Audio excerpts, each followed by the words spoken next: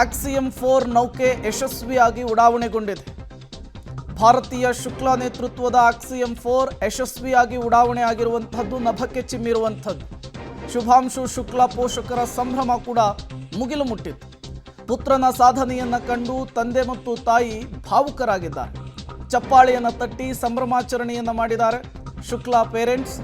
Axiom 4 ನೌಕೆ ಉಡಾವಣೆಗೊಳ್ತಾ ಇದ್ದ ಹಾಗೇನೆ ಶುಭಾಂಶು ಶುಕ್ಲಾ ಕುಟುಂಬಸ್ಥರ ಸಂಭ್ರಮಾಚರಣೆಯನ್ನ, ಅವರ ಮುಖದಲ್ಲಿರುವಂತಹ ನಗುವನ್ನ, ಸಂತಸವನ್ನ ನೀವು ಗಮನಿಸ್ತಾ ಇದ್ದೀರಿ.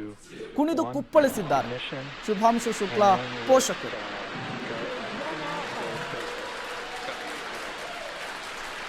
For 3 nations, a new chapter in space takes flight. Godspeed AX4. जो है हमारे बच्चे ने बहुत बड़ा काम किया है, इसके लिए हम ईश्वर को धन्यवाद देते हैं और सभी लोगों ने प्रार्थनाएं की है, उनका धन्यवाद करते हैं।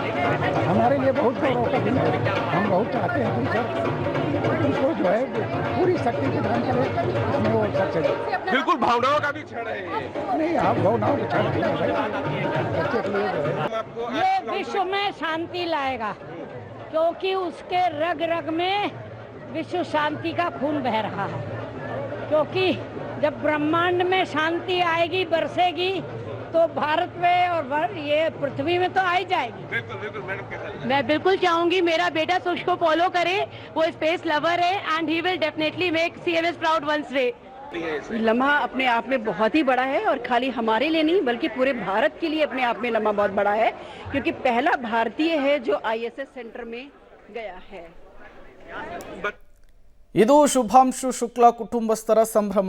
1999ರ ಕಾರ್ಗಿಲ್ ಯುದ್ಧವನ್ನು ನೋಡಿ ಶುಭಾಂಶು ಶುಕ್ಲಾ ಅವರು ಸೇನೆಗೂ ಕೂಡ ಸೇರ್ಪಡೆಯಾಗಿದ್ರು.